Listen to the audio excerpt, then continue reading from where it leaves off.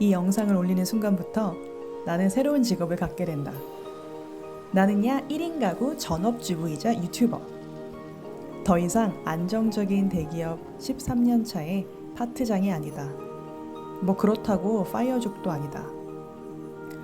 앞으로 퇴사 전후에 좀 더 자세한 개인 스토리는 차차 여행 중간중간 얘기해 보도록 하겠다.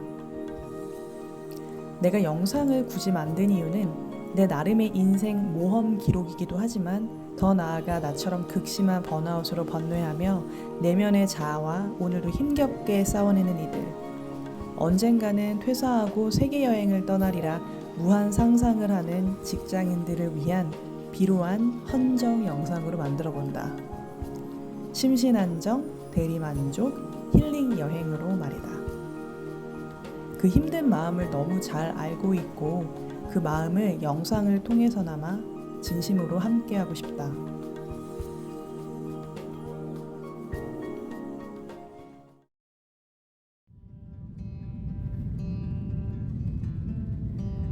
그럼 이제 같이 여행을 떠나보도록 하겠다.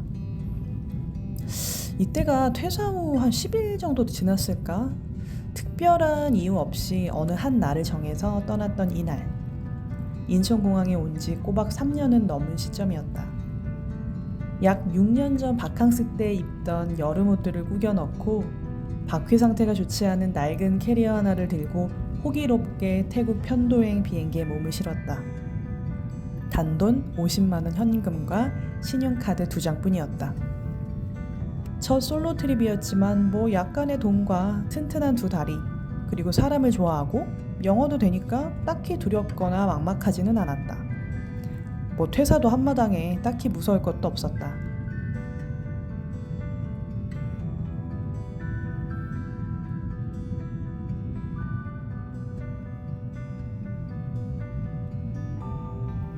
그런데 이때는 미처 몰랐다.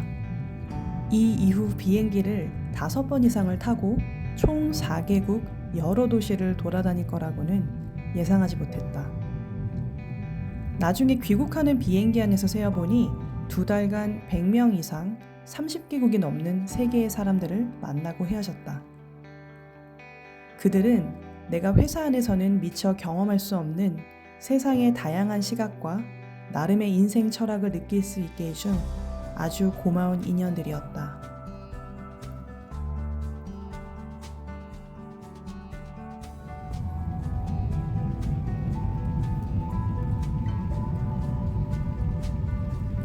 제일 먼저 방콕에서의 4일을 보냈는데 이 시간은 스킵하도록 하겠다.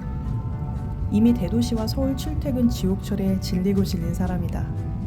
나보다 방콕을 더 잘 알고 더 재밌고 화려하게 즐기는 사람들이 많을 터이니 나는 소박하지만 한국인은 고사하고 동양인 1도 없는 끄라비 시골 정글 마을로 바로 가보도록 하겠다.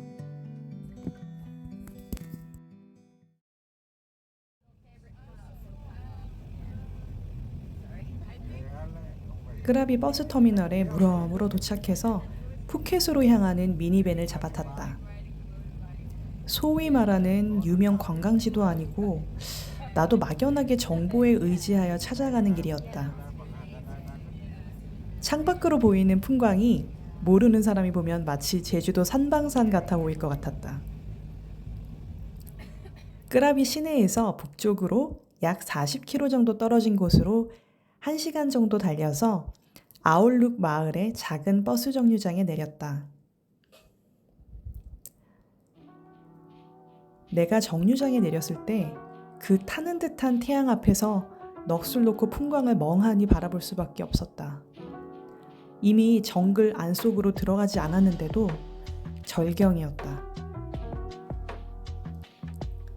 이날이 아마 월요일이었던 걸로 기억을 하는데 내가 이 시간에 회사 사무실이 아니라 이 풍광을 보고 있다는 게 이때까지만 해도 믿기지 않아서 혼자 감탄했던 생각이 문득 떠오른다.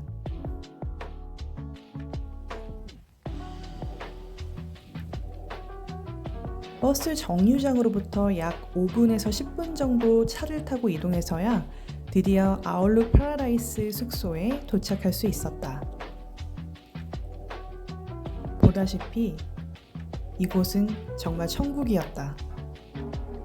화려하지 않지만 소박하고 마음이 따뜻해지는 정겨운 사람 냄새 나는 그런 곳이었다. 우연히 에어비앤비를 찾아보다 정글 근처 이 밤부하우스 마을을 알게 되었고, 현지의 자연을 날 것 그대로 온전히 느끼고 싶어 가게 된 곳이었다. 흔하고 뻔한 관광지보다는 남들은 잘 안 가보고 모르는 곳에 대한 호기심을 충족시켜주기에 아주 적합한 곳이었다. 상당히 재밌는 것은 이 이후 태국에서 한 달을 보내고 발리라는 아주 막강하게 좋았던 여행지로 인해 태국의 기억이 많이 덮여졌음에도 불구하고 나는 이곳의 잔상이 자주 떠오른다는 것이다.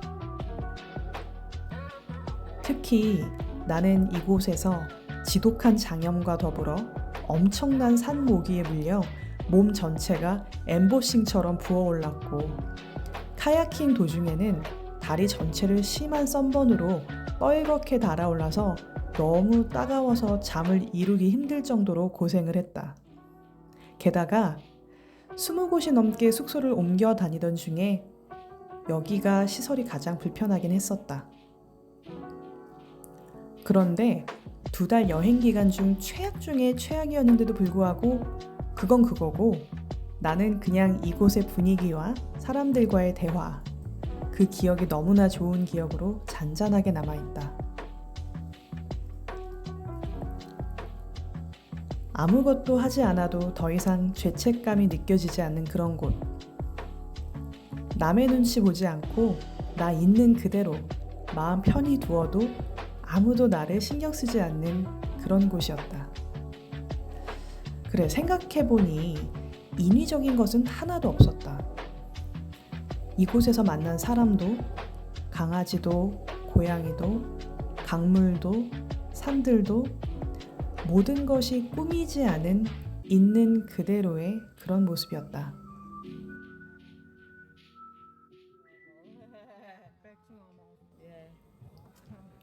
여기는 숙소 안에 있는 바인데 만남의 광장임과 동시에 간단한 술이나 음료, 식사를 할 수 있는 공간이었고, 머무는 동안 좋아했던 장소이다.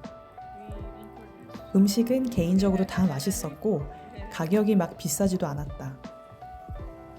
숙박을 하지 않고 이곳에서 음료만 사 먹을 수도 있다고 했었다.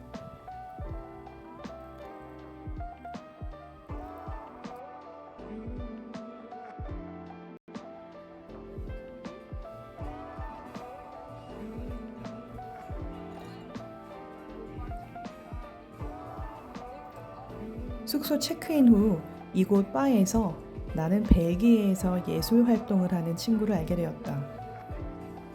시크하게 담배를 피며 자유 영혼처럼 노트에 그림을 그리던 그녀의 모습이 아직도 기억난다. 이 친구도 나도 벨기에 사람, 한국 사람 태어나서 처음 대화 나눠본다면서 이 앉은 자리에서 몇 시간을 서로의 문화에 대해 이야기 나누었다. 이 친구 덕분에 벨기에에 대해 좀 더 알게 되었고, 이 이후로 만났던 벨기에 사람들과 소통할 때 더 많은 주제로 이야기할 수 있는 계기가 되었다.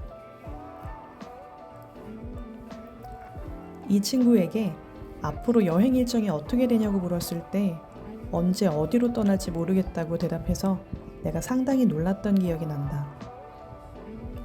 이때가 여행 극초반이었기 때문에 몇 달씩 여행하는 이들에게 오늘 내일 일정을 묻는 것 자체가 얼마나 의미 없는 일인지 알지 못했다.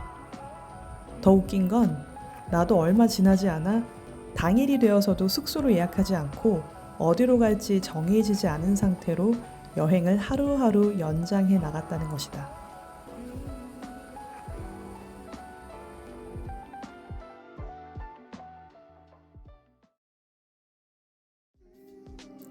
정글의 밤이 찾아왔다. 아시아에서 온 나홀로 여행객은 나 하나뿐이었다. 약간은 즐거운 고독을 씹는 이곳에서의 첫날 밤이었다. 이곳에 머무는 기간 동안 프랑스인이 가장 많았고 간간히 독일, 아르헨티나, 이스라엘, 미국 등에서 가족, 연인 또는 친구들과 함께 여럿이 온 경우가 대부분이었다. 이곳뿐만 아니라 다른 곳에서도 다양한 여행객들을 만났지만 특히 여행 초반 여기서 만났던 사람들의 이야기가 기억에 남는데 이 이야기는 다음 편에 정글 카야킹을 하면서 천천히 소개하고자 한다.